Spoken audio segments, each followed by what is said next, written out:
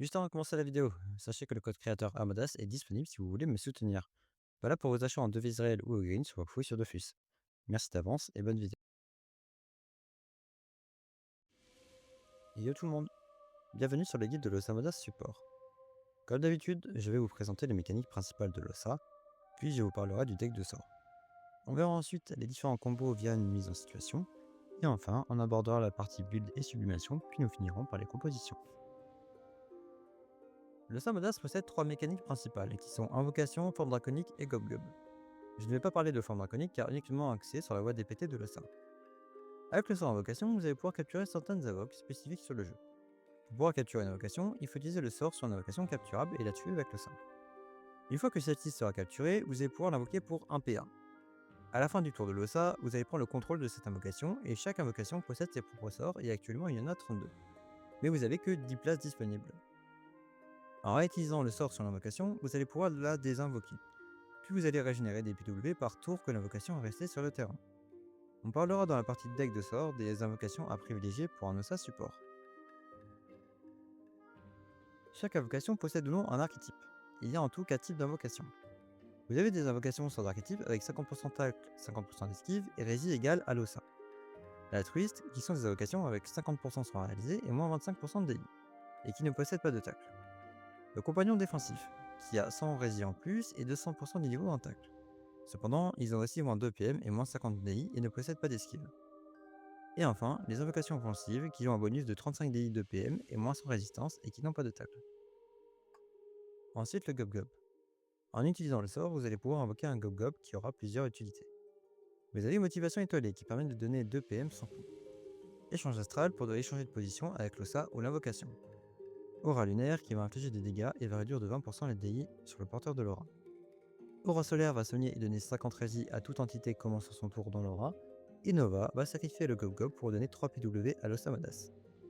De plus, si le Gob-Gob est présent sur le terrain en début de tour, l'OSA va gagner un PW supplémentaire. C'est donc important d'avoir le Gob-Gob le plus vite possible sur le terrain. Maintenant, place au deck de sorts. Tout d'abord, attisement pour 3 PA et 1 PW va faire gagner pendant 2 tours 10% des PV max de la cible. C'est vraiment pas mal car non soumis à la maîtrise et aux soins réalisés. Ensuite, Gambade, à l'utilisation, va donner 1 PM à l'OSA. Pesanteur permet de retrait tacle esquive. Déplumage qui sert à donner le dos à distance, donc vraiment très puissant. Tornade de plume permet sans ligne de vue de remplacer une invocation de 2 cases. Souffle répulsif qui pousse de une case. Transfert qui est sûrement le sort de placement le plus fort de l'OSA. Il lui permet de transposer une cible avec son invocation jusqu'à 7 cases maximum. Dans les sorts notes obligatoires, vous avez Piqûre qui pour 3 PW va tout simplement donner 20 DI et 2 PA avec un CD de 3 tours.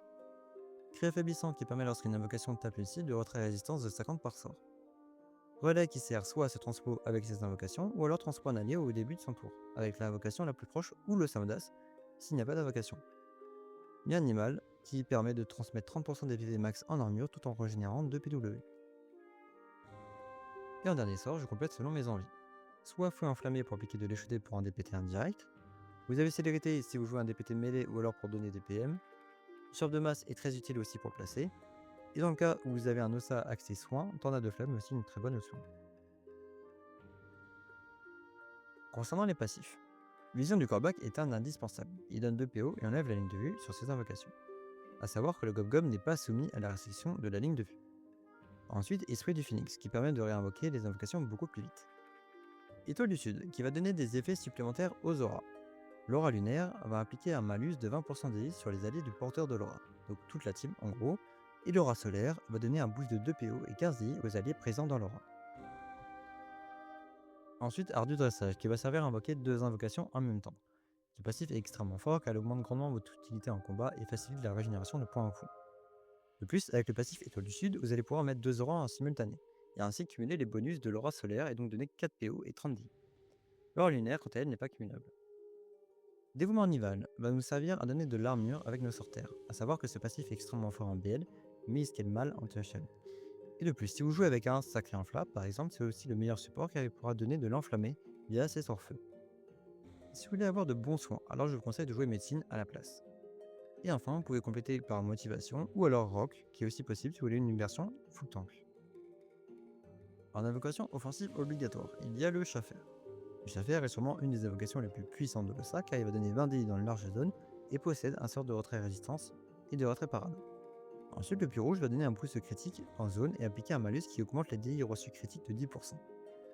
En invocation défensive, j'aime beaucoup le Mulmou enragé qui va réduire de 50% les dommages reçus d'un allié. Ensuite, le gros coco est sûrement la meilleure invocation tank grâce à sa mobilité, son autostab, son retrait PM et son attirance avec une longue portée. La Mougre, quant à elle, est sûrement la meilleure invocation placeur, car elle peut transpo de 4 cases et pousser. Et la Chimerveilleuse vous permet de faire de gros soins sans forcément avoir de maîtrise. Ensuite, à vous de compléter, il vous faudra juste quelques invoques ayant la capacité de taper plusieurs cibles pour retrait résistance quand le Schaffer sera en cooldown. Ok, donc on est directement parti en Donjon Salamastro, donc je vais vous montrer un peu comment je joue le ça. Donc là, ce que je fais, c'est que T1, je donne 2 PA, 2 piqûres. Je raise les mobs que je veux tuer, et ensuite je mets un Schaffer. Là, j'ai besoin de placer le Xel dans la zone haut pour les taper, donc je vais le placer avec le ça, et je vais invoquer un gros coco pour tanker les mobs au fond. Un gros coco qui va me permettre donc d'attirer celui-là, le RALPM, et éviter qu'il bouge. Là, je vais donner 20 DI avec le Schaffer, et je vais raise, mais j'aurai pas la effet pour le deuxième. C'est pas grave, j'ai quand même les dégâts. Ce que ça c'est qu'avec le panda, je vais pouvoir kite quelques mobs, placer celui que je tuais, et aussi placer l'autre mob derrière le gros coco pour qu'il soit taclé. Donc là, avec le Xel, j'ai donné 2 PA et 40 DI, donc 20 DI de piqûre et 20 DI du Schaffer, ce qui me permet quand même sans les avoir trop à le reste, de les tuer. Ensuite, je vous montre vite fait, donc c'est un extrait de mon live contre le Borkana S4. Donc c'est un boss qui est assez tanky et il faut le tuer. Il faut le one shot quasiment pour être tranquille. Donc ce que je fais, c'est que je donne 2 PA à l'Helio et au Xel et j'invoque le Schaffer et puis rouge. Donc là, je donnais un maximum de DI pour faire un gros burst sur les deux DPT. Donc je shield un petit peu et avec le Gob, j'ai donné 2 PM à l'Helio et je vais appliquer les 2 auras solaires.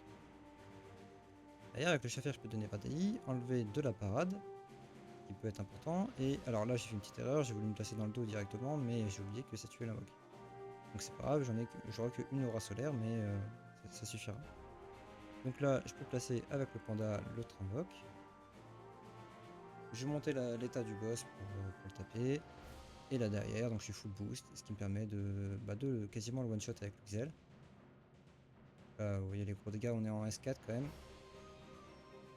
Et donc full boost avec le ça, full boost avec les Cafilip aussi, et l'Helio derrière qui va pouvoir finir avec un cataclysme.